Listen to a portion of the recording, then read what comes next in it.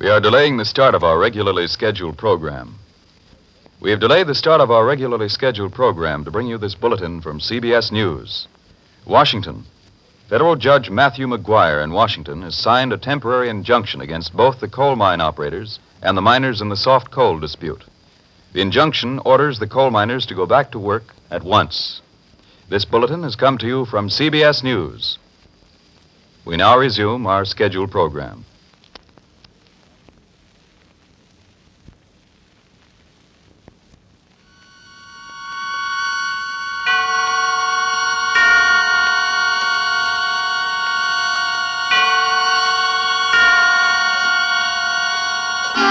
Suspense.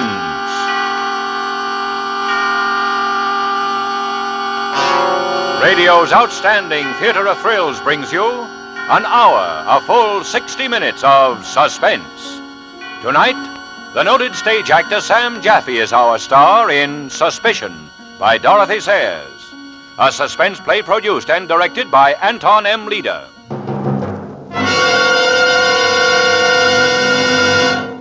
It is very quiet in Hammersmith, the western metropolitan borough of London. Orderly homes line orderly residential streets. And inside these homes, quiet people live quiet lives. An outsider might notice the changeless security of Hammersmith, while the natives regard it without comment as part of their peaceful pattern of living. It is a point of pride that St. Paul's School, located within the borough's limits, dates back to the 12th century, the Godolphin School to the 16th century, and the Edward Latimer Foundation to the 17th. And it's a matter of record that the last disruptive influence exerted itself over the town and its people in the year 879, when the Danish invaders occupied it as their winter camp. It is in Hammersmith our story is laid. And now, with the performance of Sam Jaffe as Edward Mummery, Lorene Tuttle as his wife Ethel, Alan Reed as Brooks, and with Suspicion by Dorothy Sayers, we again hope to keep you in Suspense.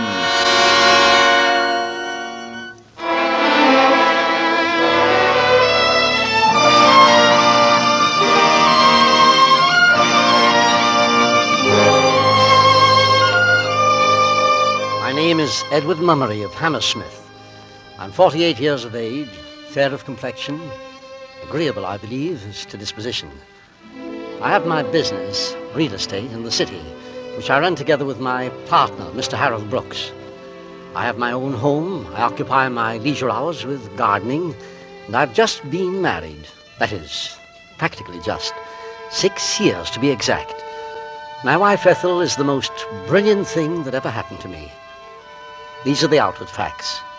I recognize that I'm a very ordinary person, and yet, can a person be considered ordinary when into his life there suddenly explodes the extraordinary? For this is what happened to me. On one single day, like any other day in a quiet, carefully planned life, I smelled the odor of the grave, and I saw with my own eyes the supreme horror of all existence. It began in the railway carriage going to London to my office. Perhaps it was the thick pall of tobacco smoke in the carriage that first made me aware of my nausea. I slipped a digestive tablet into my mouth. Lately, I'd taken to the habit of carrying them about with me, and I leaned back my head and closed my eyes. De Vries, who traveled with me every morning, was giving me the benefit of his morning edition. Here's something. Smack on the front page. A question has been asked in the House about government typewriters. Now, there's the press for you. The world going to the devil so fast it makes my head spin, and all they can print in their precious newspapers. I say, old chappie, you're looking terribly pale this morning. Could you just open the window a bit? I don't feel very well. Why, certainly. There you are. Just lean your head into it. Get some fresh air. Yeah, better? Yes, thank you. It must have been something you had for breakfast. I suppose so. Sorry to be such a fool about it. Not at all, old man, not at all. Go ahead. Read me some more of this earth-shaking news. All right, if you like. Further split has occurred in the Labour Party. Well, let's skip over politics for today. 2 girls trapped in burning factory. I can do without the morbid, too. The police are still looking for the woman who poisoned a family in Lincoln.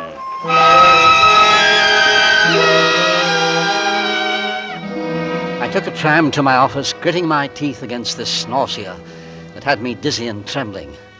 How I got up the stairs, I'll never remember. The world swam black before my eyes. And then I was seated at my desk, breathing a bit hard, but once more in control of myself, my heart no longer pounding. Morning, Mummery. Cold enough for you? Yes, Brooks, quite. And pleasantly raw, in fact. Beastly. Your tulip bulbs all in? Not quite all. As a matter of fact, I haven't been too well lately. Oh, too bad. Bulbs ought to go in early. You're lucky, living in the country. You want to take advantage of it. How's the missus? Thank you. She's very much better. Glad to hear that. Very glad. I hope we shall have her about again this winter as usual. Can't do without her in the Drama Society. I'm sure you're very kind. I mean it. By Jove, I shan't forget her acting last year in Romance. She and young Welbeck positively brought down the house. Yes, she was good, wasn't she? Yeah, Welbecks were asking after her only yesterday. She'll be up and around again soon. The doctor says she mustn't overdo it. No worry, he says. That's the important thing. She's to go easy and not rush about or undertake too much. Quite right. Worry's the devil and all. I cut out worrying years ago. Look at me. Fit as a fiddle for all I shan't see 50 again. You're not looking altogether the thing, by the way. Oh, a touch of dyspepsia. Nothing much. A chill on the liver, I suppose. That's what it is. Is life worth living? Depends on the liver. Yes. Well, we'd better be getting to that Lee Safaris. I have it right here.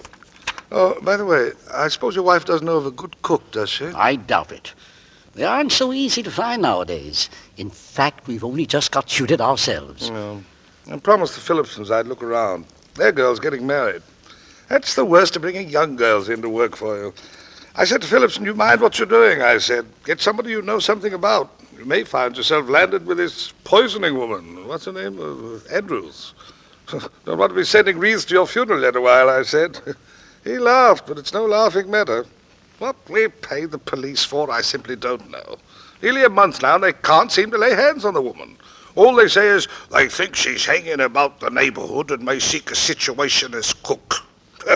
As cook, now, I ask you. There was a theory in the papers that she'd committed suicide. Don't you believe it, my boy. That coat found in the river was all eyewash. They don't commit suicide, that sort don't. That sort? These poison maniacs, cunning as weasels, that's what they are. Well, I hope they catch her before she tries her hand on anybody else. As I told Phillips... Then you think this Mrs. Andrews did it? Of course she did it. You've been following the case, haven't you?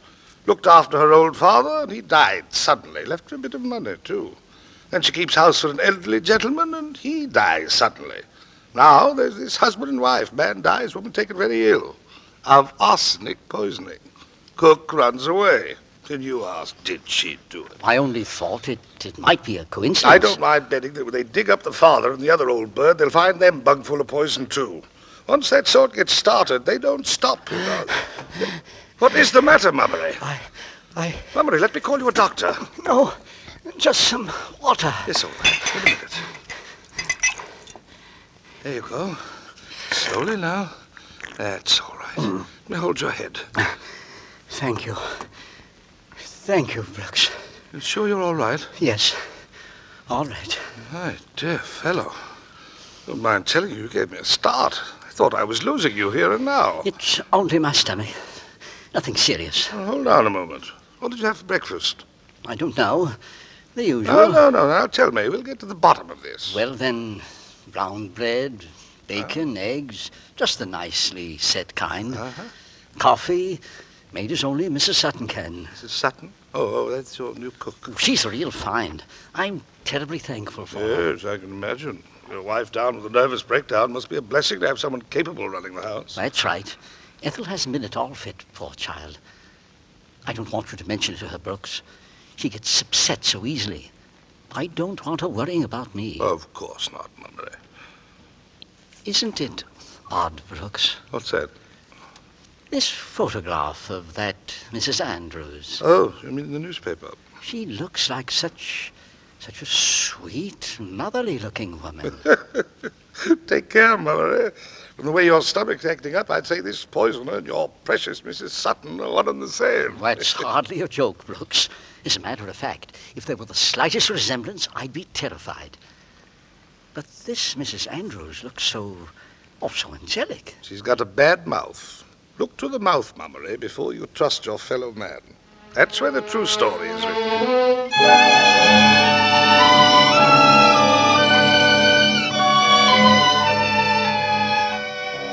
Death by poison, fiends and murderers, the darkness of the pit, the unholy face of evil. These are things we read about. These are horrors we get at second hand through fiction and films. But they do not really happen to people like me, a suburban gardener or real estate broker. And that was a comfort. If I were to go through life without any great distinction, at least I should avoid any great terror. So I told myself as I left the office for lunch. I was a little nervous to begin with, so I had some boiled fish and a custard pudding. The wrenching pain seemed gone entirely, and I became positively lightheaded as the bogey of illness and doctor's bills ceased to haunt me. I bought a bunch of bronze chrysanthemums for Ethel, just by way of celebration. And I got home at the usual time, 7:10. I was a little dashed by not finding Ethel in the sitting room. Still holding the flowers, I went down the passage toward the kitchen door and opened it. Lord, sir. I seem to have startled you, Mrs. Sutton. Yes, you did. I didn't hear the front door go. Where's Mrs. Mummery? Not feeling bad again, is she? Well, sir, she's got a bit of an headache, poor lamb. I made her lay down and took her up a nice cup of tea at 4:30. I think she's dozing nicely now. That was very considerate, Mrs. Sutton. Oh, it was turning out the dining room that done it, I think. I asked her not to overdo, but you know how she is, sir. She gets so restless. Can't seem to bear to be doing nothing. Yes, I know. She's such an active little person. This illness is very hard on her. Well, I'll just run up and have a peep. Shan't disturb her if she's asleep. Want me to put the flowers in a vase? No, I'll take them up to her first.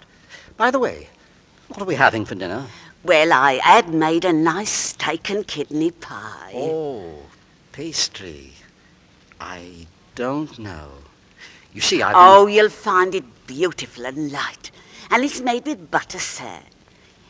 You haven't said you found lard indigestible. I'm sure it'll be most excellent. It's just... Oh, well, you see, Mrs. Sutton, I haven't been too well lately. Something of a stomach upset. Is that so? Yes. Do you have any idea what it might be? Oh, I'm sure it's nothing out of my kitchen, Mr. Mummery. No, I'm sure it isn't. Well, I believe I'll live through it. Steak and kidney is just fine. Now I'll run up and look at my wife. I tiptoed up and opened the door carefully. At first I thought Ethel was asleep. She lay snuggled under the eiderdown and looked very small and fragile in the big double bed. And she didn't look at all well. It wrenched my heart to see her face so pale and wasted, and the doctors couldn't seem to find her ailment at all. What could be the insidious disease that had done this to her? Nervous breakdown, they called it. But I wasn't satisfied with that. It must be something more. I came closer, and she stirred on the bed and smiled at me. Hello, darling. Hello, sweet. How are you? I got tired and headachy, and Mrs. Sutton packed me off to bed. You've been doing too much. You know what the doctor said about resting. Yes, I know. It was foolish of me. Oh, Edward, such lovely flowers. I thought it would cheer you up, Ethel. A little spot of color. Darling, you are good to me. And I can't have been much fun for you lately. Really, I could cry. Ethel. Don't tire of me, Edward. I'll get well, I promise you. Of course you will. Oh, that's funny. Me tire of you. Then hand me my robe and I'll come down with you. Much better stay in bed, dear, and let Mrs. Sutton send your dinner up. Oh, but I want to be with you tonight. I've got to be firm with you, Ethel. If you don't take care of yourself, you won't be able to go to the Dharma Society meetings. You've no idea how anxious everyone is to have you back. The Welbecks have been asking after you and saying that they really couldn't go on without you. Did they? Very sweet of them to want me. Not at all. You're the best of the lot. They need you. Well, perhaps I'll stay in bed after all. Good. And how have you been all day, dear? Not too bad, not too bad. No more bothersome tummy ache? Well, perhaps just a little one. But it's quite gone now. Absolutely nothing to worry about. Darling, you're sure? Quite sure, sweet. All gone and forgotten.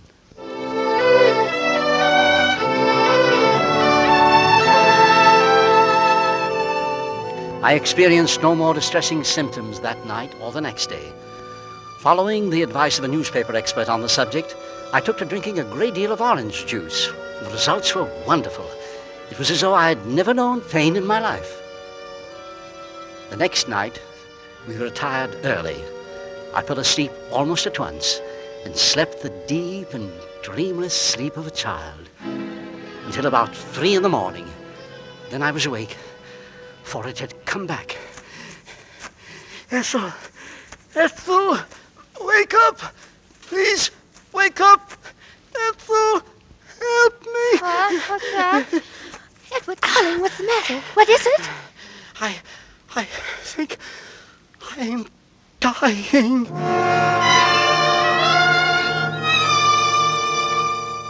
I suppose it is different for every man when his time comes. For myself, I can only say that it was like sinking, as though my body were an insupportably heavy weight, plummeting down into the soft, icy ground, sinking deep, deep, deep into the black regions of the earth. Here's some hot water to go with it. Now just swallow this pill. Come along now, I know it's hard. But you can swallow just once. There you are. Goes to work in a jiffy.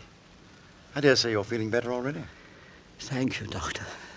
Now then, Mrs. Mummery, just a few questions, please. What did you have for dinner? But that's what's so baffling. It couldn't have been the dinner.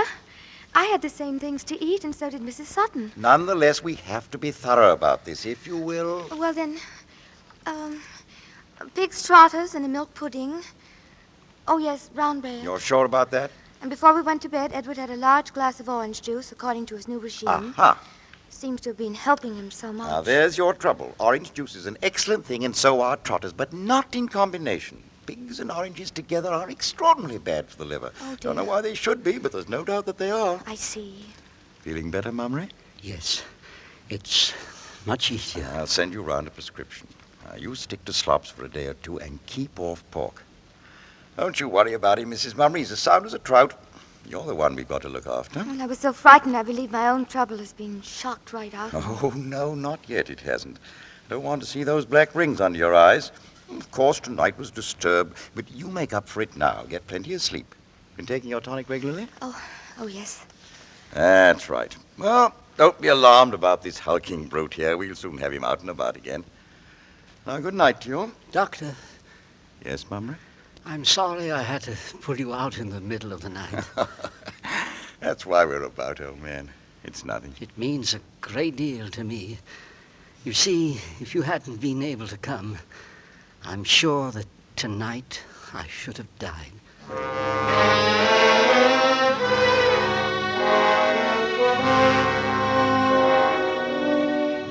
My diet was bread, milk, and beef tea for the next 3 days. On Saturday afternoon, though I still felt seedy, I managed to stagger downstairs. Brooks had sent a few papers down from the office for my signature, and afterwards, Ethel sat down with me, and we ran over the household accounts together. Then we have the butcher settled, That's right. the baker, Right, the dairy, right, the coal merchant. and the coal merchant. All finished. Then there's Mrs. Sutton. Oh, I'd almost forgotten. This is the end of her month, you know. So it is. Well, you're quite satisfied with her, aren't you, darling? Yes, rather, aren't you? She's a good cook, and a warm, motherly old thing, too. Don't you think it was a real brainwave of mine engaging her like that, on the spot? I do indeed. It was a perfect providence, her turning up like that, just after that wretched Jane had gone off without even giving notice. I was in absolute despair. It was a little bit of a gamble, of course, taking her without any reference. I suppose it was. But if she'd been looking after a widowed mother, you couldn't expect her to give references. No. What is it, darling? Why do you say, no, like that? Well, the truth is, I felt a bit uneasy about it at the time. Oh. I didn't like to say anything because we simply had to have somebody. Well, I didn't much like it either, but after all, it has worked out so well. We're perfectly happy with her now, aren't we? Yes, dear. But just for the record, it occurs to me that we might write to the clergyman back in the parish. You should be able to give her a reference. I'm sure he's an excellent clergyman. But he couldn't tell us anything about her cooking. And cooking, after all, is the chief point. All right. And we are satisfied with her cooking. Then here's a month's wages from Mrs. Sutton. I'll tell her she's passed with flying colors. And by the way, dear, you might just mention to Mrs. Sutton that if she must read the morning paper before I come down, I should be obliged if she would fold it neatly afterwards. Oh, darling, darling. What an old fussbox you are. But she does fuss it up pretty thoroughly. And by the way, the pages that she folds back, and by the way she folds it back, I can tell that Mrs. Sutton is following this poison case as avidly as I am.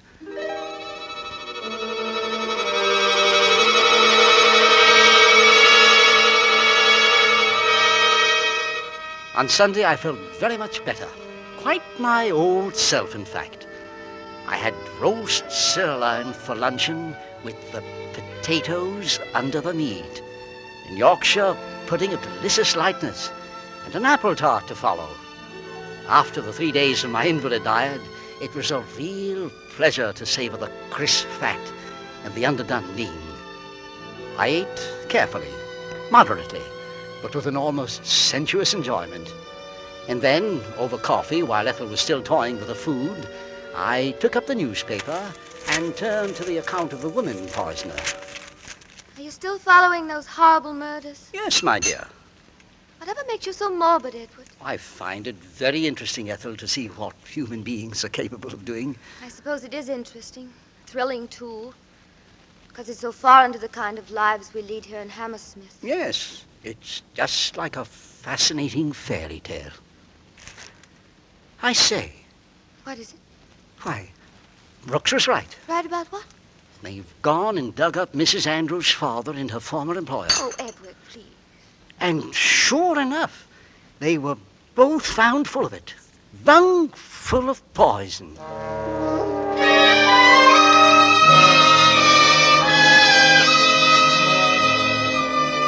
My head was full of conjecture about this sweet, motherly murderess.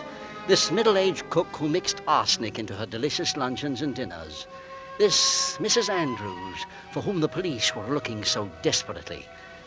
At 3 o'clock, with the roast beef settling properly, I went out into the garden to put the tulip bulbs in. I got my bag of tulips and a trowel, and then remembering I still had on my good trousers, I decided it would be wise to take a mat to kneel on.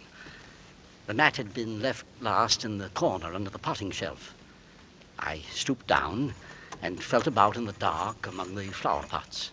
Yes, it was there, but there was something else. Something in the way. It looked like a tin. I lifted it out carefully. Yes, of course, it was a tin. The remains of the weed killer I had used the summer before. I looked at the pink label printed in staring letters with the legend, Arsenical Weed Killer. Poison. The blood suddenly began to pound in my temples.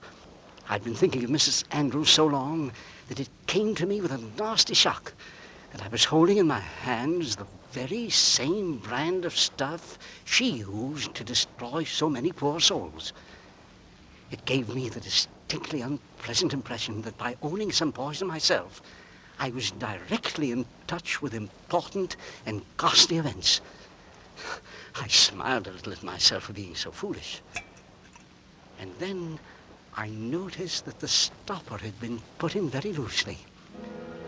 Now, how did I ever come to do a thing like that?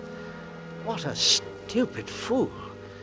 It would just serve me right if all the goodness had gone off it. Besides, it was so very dangerous to leave it loose like that. I took out the stopper and squinted into the can. It seemed to be about half full. Then I rammed the thing home again and gave it a sharp thump with the handle of the trowel for better security. After that, I washed my hands carefully at the scullery. I am a man who does not believe in taking risks.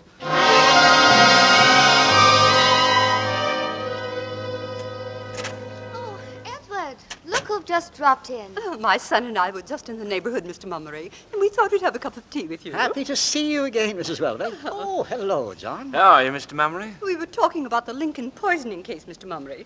That is, I seem to have been doing all the talking. Oh, tea's ready, ma'am. Thank you, Mrs. Sutton. Just put it by me. I'll pour. Very good, ma'am. Will that be all? That'll be all, Mrs. Sutton. Thank you. Oh, not at all, ma'am. Milk and sugar, Mrs. Welbeck? Only some lemon, please. You'll have milk and sugar, John. Oh, thank you. I see you've remembered. Edward? Thank you, my dear. I can't help prattling on about it, but there's been nothing else in my head ever since the first of these murders. I mean, now just take me. You, Mrs. Welbeck? Yes, I'm about her age, this Mrs. Andrews. Oh, I see. And yet, when I look into my own heart and ask myself whether I could take a human life in cold blood, well, as a matter of fact, I suppose I could. When it comes down to that, I suppose we all could. Why, if you live long enough, you're bound to run across a few people you'd love to see dead and underground. And if you're pushed far enough, I suppose you simply up and do it. Except that I shouldn't use poison. I'd be apt to find some more forthright way of dealing with it. Mother, you're letting your tea get cold. Oh, so I am, darling. Thank you. You know, I tell myself that I'm a strong-nerved person. In fact, my husband tells me the same thing all the time. And still, the thought that this poisoner is running around loose in our neighborhood gives me a chill. I confess it's a rather delicious chill, but nonetheless I'm uneasy, too. Oh, we've seen her picture, of course, but it's not much of a help. It could be almost anyone. Oh. And now when you stop to Those think about Forsyth cuttings, Mrs. Welbeck. I beg your pardon? I remember you wanted some cuttings. If you care to come down to the garden, I'll get them for you right now. Oh, I'd adore to have some. They'll fill out my garden so beautifully. Do let's go. Ethel had been getting more and white and tremulous as this horrible woman ran on with her cheerful horrors. As we rose to go, I noticed a relieved glance pass between Ethel and young Welbeck. Evidently, the boy understood the situation and was chafing at his mother's tactlessness. Mrs. Welbeck and I went outside together, and I selected and trimmed the cuttings for her. Oh, Mr. Mummery, if I only had your skill and patience. Why, you've made for yourself a true Garden of Eden here. It's so nice of you to say so. And your gravel paths, they're so thoroughly immaculate. I simply cannot keep my weeds down. You need a good weed killer, that's all. There's an arsenic preparation on the market that does wonders. That stuff? No, thank you, Mr. Mummery.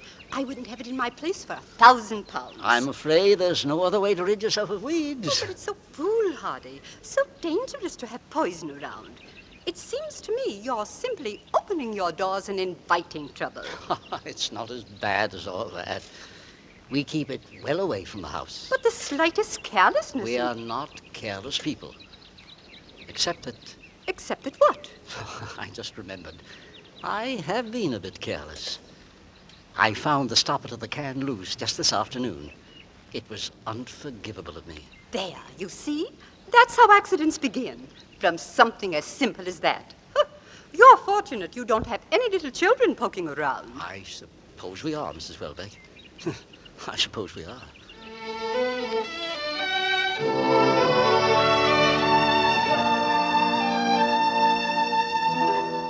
When we got back to the house, young Welbeck was already on his feet and holding Ethel's hand in the act of saying goodbye. He was a good boy, anxious to get his mother out of the house with tactful promptness. I went into the kitchen to clear up the newspapers I'd fished out in order to wrap Mrs. Welbeck's cuttings.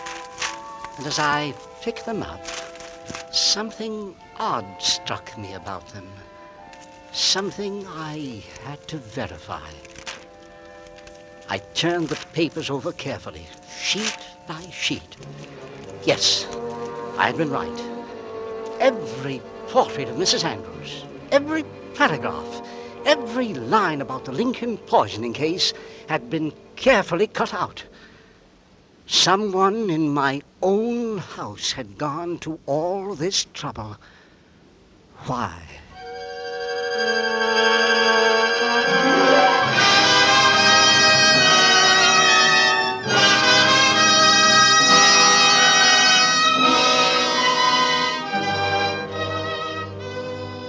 In tonight's full hour of suspense, Sam Jaffe stars as Edward Mummery in Suspicion by Dorothy Sayers.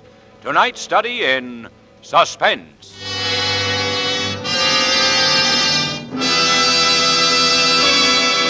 In just a moment, we will return with Act Two of Suspense. This is CBS, the Columbia Broadcasting System.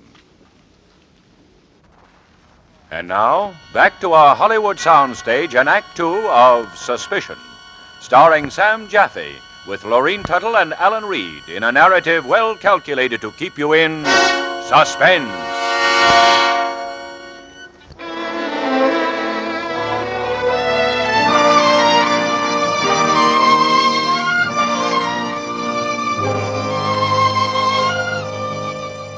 It hasn't been too long ago in Edward Mummery's consciousness that arsenic was only a weed killer and Mrs. Andrews, the motherly murder suspect, was simply a name in the newspapers, a fear far removed from him and his quiet home in Hammersmith. But a sudden terror grips him now, a terror that certainly includes deadly poison and seems also to include the motherly woman who cooks his meals. Now, the thing that had been only a vague and uncomfortable gnawing at the back of my brain came boiling up, engulfing me. The blood hammered in my head and made me giddy. There was a curious cold lump in my stomach. Someone in my own household. That night, I couldn't close my eyes. I had to tell someone about this awful suspicion, but there was no one to tell. Not Ethel, certainly in her condition. And so I kept it within myself until I reached town next day and could talk to Brooks. Now, take hold of yourself, Mummery. Let's not jump to any conclusions. I'm not, Brooks. I'm only asking questions that must be asked. Very well. Let's examine the facts once again. If only I had a picture of Mrs. Andrews. Yeah, we're publishing plenty of them only last week. I know. I've tried to recall those pictures. I've tried so hard. But I don't seem to have a very good visual memory. I suppose we could get hold of one at the library. They keep files, you know. You remember you showed me her picture here at the office one day last week. Yes, that's right. And how was it I described her? Motherly, wasn't it? Yes, motherly. That seemed to be about all you could say of her. I've been counting up the time since that poisoner, Mrs. Andrews, disappeared. It comes to just a little more than a month. Yes, that would be my count. Very well, a month. And I've just paid our Mrs. Sutton a month's wages. Mrs. Sutton? How can I spare Ethel any shock or anxiety? That's the thing that keeps eating away at me. You know how ill she is. Then you simply must do it on your own, Mummery. You must cope with this monstrous suspicion by yourself. And I must be sure of my ground.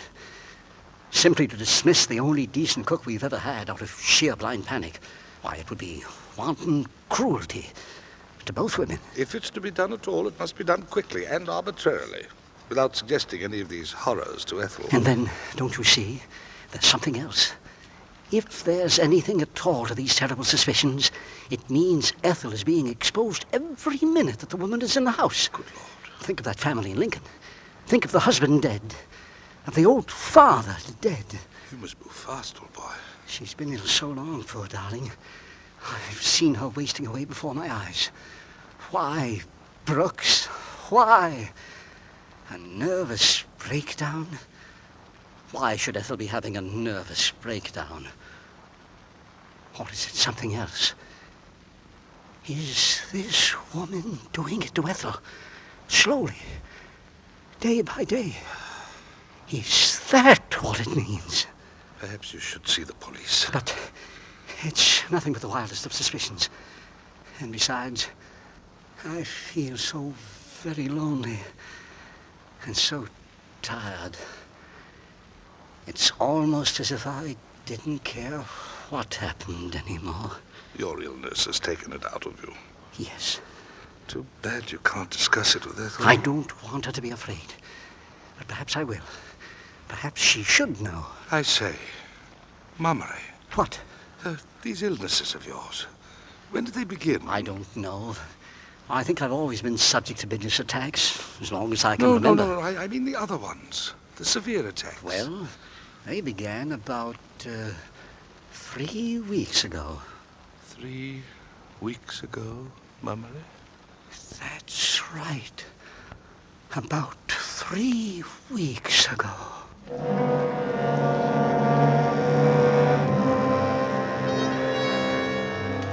The train seemed forever getting home that night. I came softly into the house, listening to the sound of my own footsteps. It was dusk, and yet none of the lights in the house were on. I moved through heavy enveloping shadows into the sitting room. Ethel was tucked up in a corner of the Chesterfield, leaning back wearily against the cushions. Good evening, darling. Hello, Edward. You look tired, my dear. I am tired, Edward. I seem to be drained and empty. I noticed you didn't sleep well last night. It was probably that woman yesterday with the talking. Really, Mrs. Welbeck talks altogether too much. All about that horrible case. I don't like hearing about such things. Of course not, dear. And yet... Yet what, Edward? When a thing like this happens in the neighborhood, people will gossip and talk. It would be a relief if they caught the woman. One doesn't like to think... I don't want to think about it at all. It's so hateful. She must be a horrible, perverted creature, this Mrs. Andrews. Yes, quite so. Do you know, I was talking to Brooks about it only today, and he said... I don't want to hear what he said. I don't want to hear about it at all. Of course not, darling.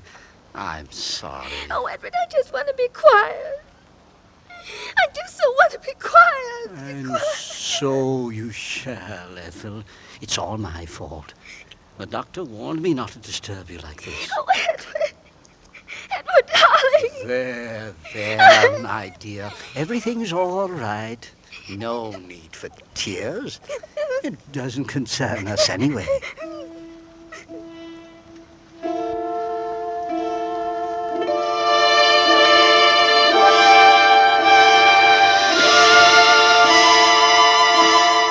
I helped her upstairs and into bed. And then when she had stopped sobbing and was at last asleep, I came down again very quietly.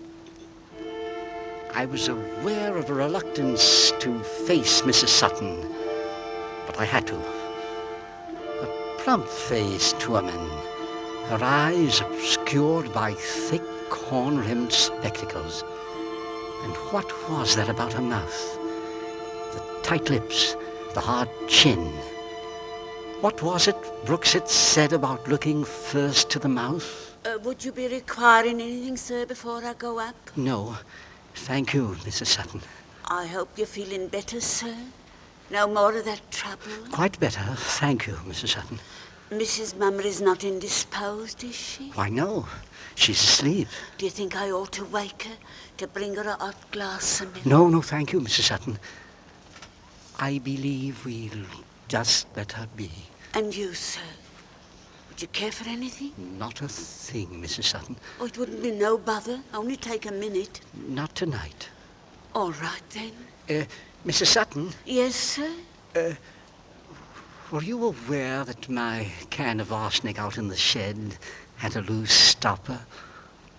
The garden isn't my department, is it, sir? No, it isn't. I didn't know about the arsenic. Very well. I'll be saying good night, then. Oh, Mrs. Sutton. Yes? One more thing. Certainly, sir. Nothing, Mrs. Sutton. Nothing.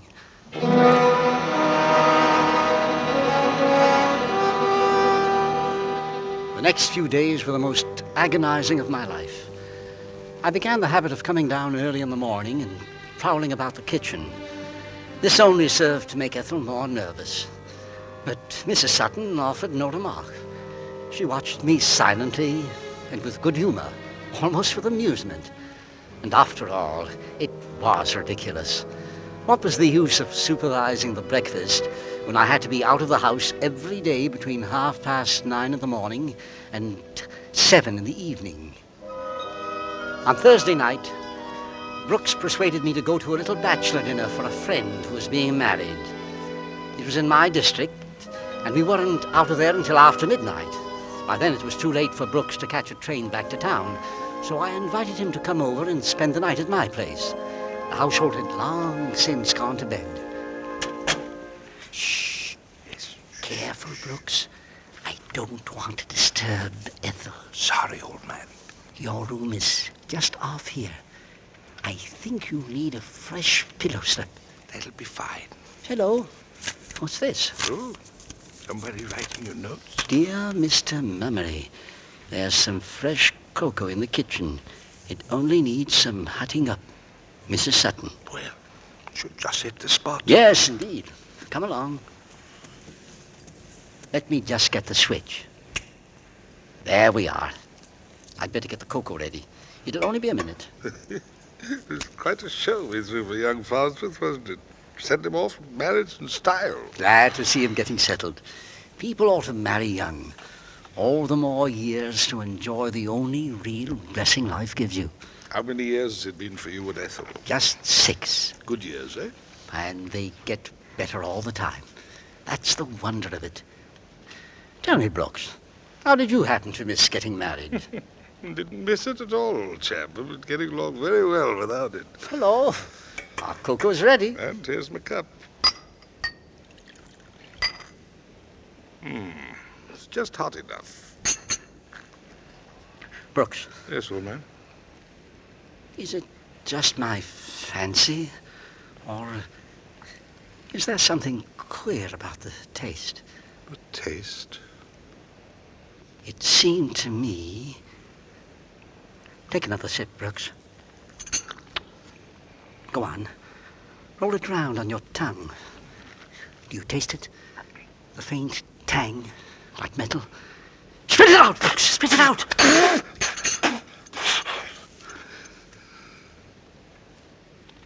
Mummery. I don't know.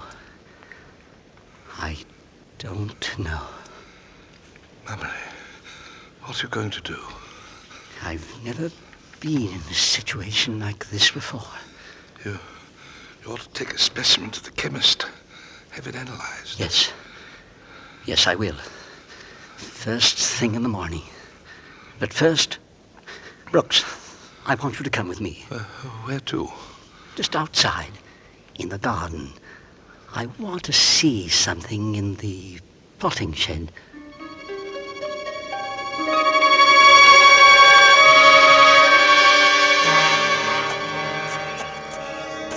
Mummery, I can't see a thing. Just hold on to me.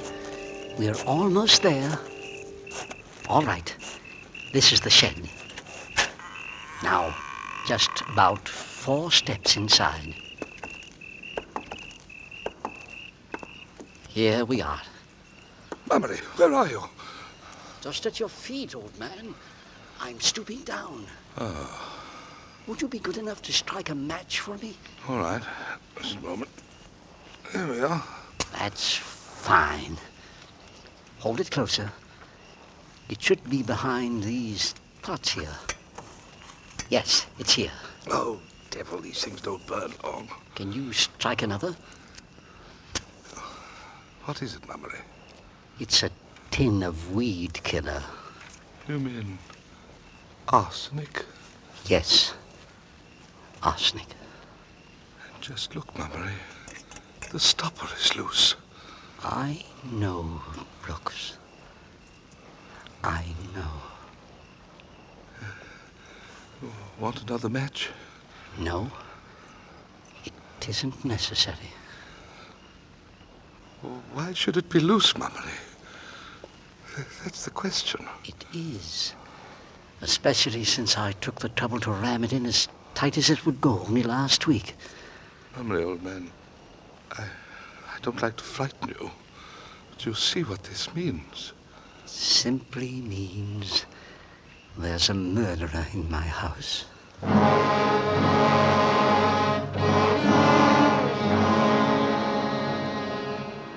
It was there, in that shed that smelled of earth, in my dress suit and overcoat, holding the tin in my hand and facing Brooks in the darkness, that the beast panic seized me in its claws and held me so tight that I could hardly breathe. I felt a sudden impulse to run out into the dark streets of Hammersmith and scream out to the sleeping village the terrible thing I had discovered. Instead, I replaced the tin exactly where it had been. And Brooks and I went back into the garden toward the house. Look, Brooks. See that light? Whose window is it? Mrs. Sutton's. It's terrifying. Is she watching us? I can't tell from here. Where does Ethel sleep? Our bedroom is right up there. Oh, yes. It's dark, thank heaven. If she'd drunk anything deadly, there'd be lights everywhere. She'd call out, just as I did the night I was attacked. Yes, of course. Well, what's your plan? Plan? Yes. Plan. I'll get you off to bed. Yes? Then I'll go into the kitchen, wash out the saucepan, and make another brew of cocoa. I let it stand in the saucepan overnight, just to allay suspicions, don't you see? Yes, excellent. And then in the morning, off to the chemist's. That's right. Remember, you told me last week to move fast. Well, my time's run out. I'm not a man of action, Brooks, but when my life is threatened, when the life of the person I love most is in danger, then I can do it, Brooks. Then I can.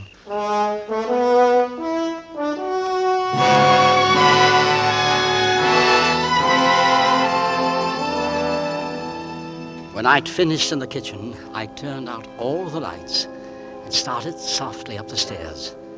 I hadn't meant to waken Ethel. I meant to keep all this from her until it was over and finished. But she must have heard me as I came into the room. Edward?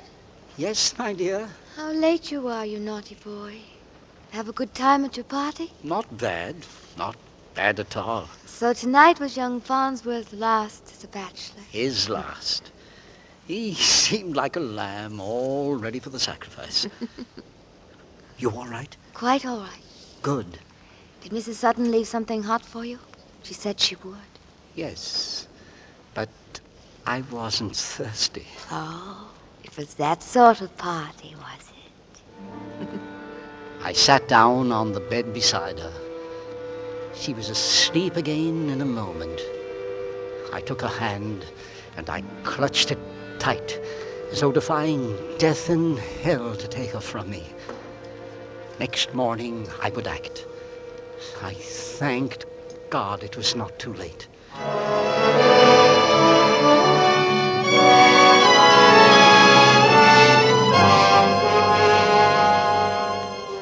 At 8 o'clock in the morning, I stood outside the little untidy shop on Springbank, where a weather-beaten sign informed the world that this place of business belonged to B.A. Dimthorpe, chemist. Dimthorpe himself was an aged little fellow, as untidy himself as the shop in which he pottered about day and night. I paused a moment before entering. How many times had we sat together in the room at the back, our chairs tilted against the wall, exchanging views on greenfly and clubroot. How many lazy evenings we had passed together discussing the passion of our lives, the art of gardening. This morning, I had to see him on another matter, on the new passion in my life. This morning, we should be concerned with the art of murder. Good morning. May I be of assistance? Mummery! Good morning, Dimthorpe. What brings you so early in the day? Another prescription for Ethel? No. Ethel's much better these days. It's quite another matter. You'll be late for work, won't you? This is hardly the time to continue the battle of lilacs versus poppies. Dimthorpe. Yes? I wonder if you could do a little job for me. Happy to, if it's within me power. Well, this is very much in your line of work. Well, then, certainly. I have here a bottle. It contains a cup of ordinary cocoa. Cocoa, Mummery? Yes. I was wondering if you'd be good enough to analyze it for me. And just what is it you be wanting me to look for, eh? I should like you to look for traces of arsenic, if you would. Very well, Mummery. Arsenic. This cocoa was left in a saucepan for me at home last night. I found that it tasted very odd, unpleasant, and metallic. I know, but that's oddly You enough. see, Dimthorpe, I have reason to believe that we have living with us at present the Lincoln poisoner. I dare say you know the case. The Lincoln? Crikey. Oh, but Mummery, how dreadful. I have reason to believe that this woman is attempting to murder both my wife and myself. I think I have proof. Your analysis will be the final one. I shall put everything else aside, Mummery. You may rely on me. I do, Dimthorpe, I do. And may I congratulate you on your prudence and on your intelligence in bringing me the specimen. Thank you. I'll have it ready for you by this evening. And if it's what you think it is, then we shall have a clear case on which to take action. Thank you, Dimthorpe. This evening, then. Righto. I see I'm to pass a very long day. I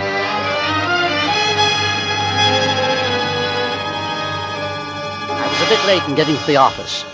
Brooks was already there, waiting for me with a white face and the hushed voice of a conspirator. Good morning. Good morning. You were already out of the house when I woke this morning. Yes, I had my call to make. Sleep well last night? Like a log. It's funny considering. It is funny. You didn't, I gather. No. You've taken care of the matter? Yes. When shall we know? Yes. When shall we know? Late this afternoon. Everything seemed all right when I left the house, had breakfast with Ethel. She seemed very well, completely unsuspecting. Did you notice her? I did indeed. Our dear Mrs. Sutton. Well? Bad mouth, there's no doubt of it. Anything else? Otherwise, perfectly normal. That's what gives them away, don't you see? More normal than normal folk. Do you feel like working today? Frankly, no. Neither do I. Shall we put out the sign? Good idea. We put out the sign saying that we were closed for the day because of illness, and we sat together in the office. The noon hour passed, and neither of us moved. 4 or 5 times we heard footsteps outside in the corridor, pausing before our door, and then turning and receding. Neither of us spoke, and neither of us moved. I examined an expanse of wall just over Brooks's head, and he examined the blank space over mine, and the hours passed. Back on Springbank, Dimthorpe would be bending over his vials and Bunsen burners, moving as methodically as only he could move, extracting the truth from a bottle of cocoa. As I had told him, this was the longest day of my life.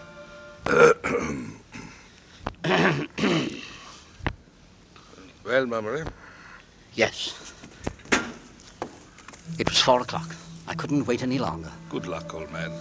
Brooks shook hands with me, and I went outside into the afternoon sunlight. I was at Springbank in 20 minutes. Mummery, is that you? It is, Dimthorpe. I'm ready for you. Just come into the back in case we're disturbed.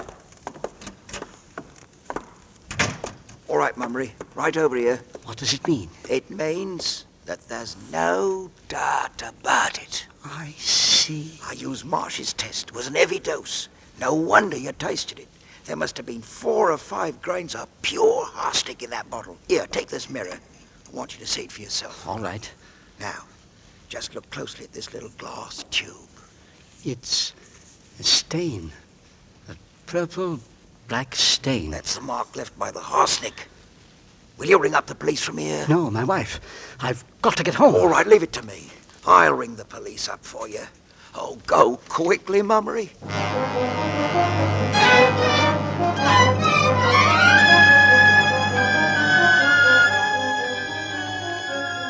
Local train went so slowly and stopped so often. Ethel poisoned, dying, dead. Ethel poisoned, dying, dead. The wheels strummed harshly in my ears. I jumped from the train before it had stopped and ran out of the station and along the road. A strange car was standing at my door. I saw it from the end of the street and broke into a mad gallop.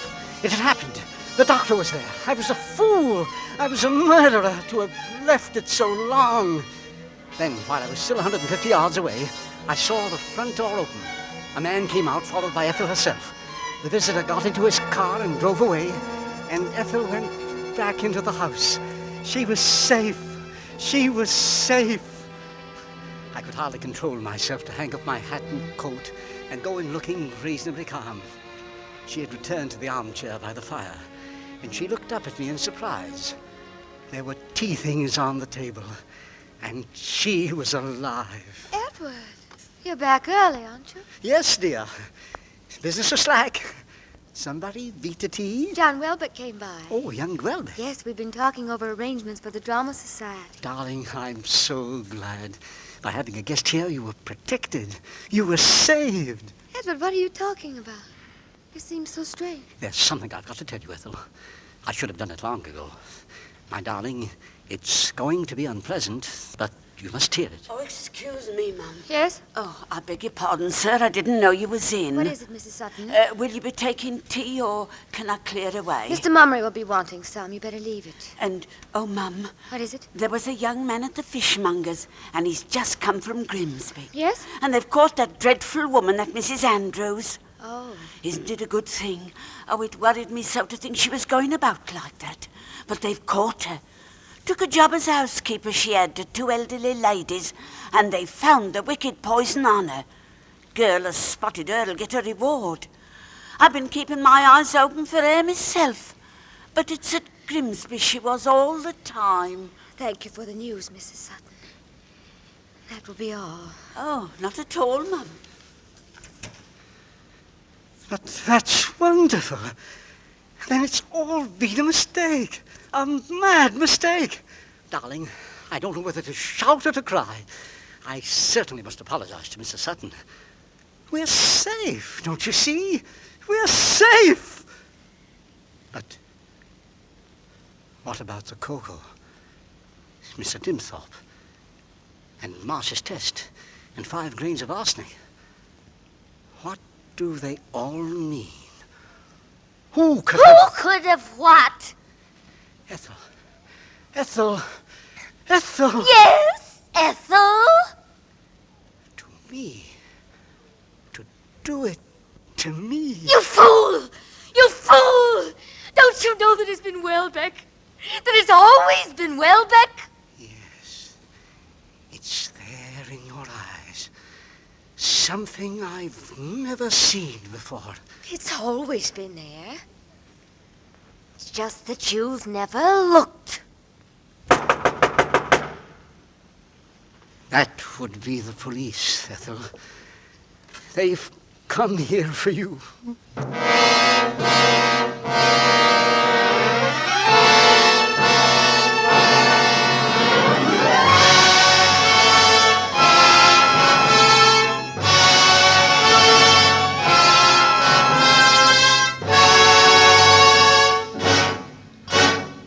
Our thanks to Sam Jaffe for a magnificent performance as Edward Mummery, and to Lorene Tuttle, Alan Reed, and to the entire cast who aroused our suspicion with such effective suspense. Next week, Crossfire. Yes, Crossfire. Robert Young, Robert Mitchum, Robert Ryan, Gloria Graham, and Sam Levine playing the roles they created for the RKO radio picture. A drama of present-day intolerance in an atmosphere of suspense. And with the performances of Robert Young, Robert Mitchum, Robert Ryan, Gloria Graham, and Sam Levine, and with Crossfire, we'll again hope to keep you in suspense. Suspicion by Dorothy Sayers was adapted for Suspense by Irving Ravitch and was produced and directed by Anton M. Leader. Lud Gluskin is our musical director and conductor, and Lucien Morawek composes the original scores. Next week, hear Crossfire, starring Robert Young, with Robert Mitchum, Robert Ryan, Gloria Graham, and Sam Levine on radio's outstanding theater of thrills, 1 hour of Suspense. This is CBS, where 99 million people gather every week, the Columbia Broadcasting System.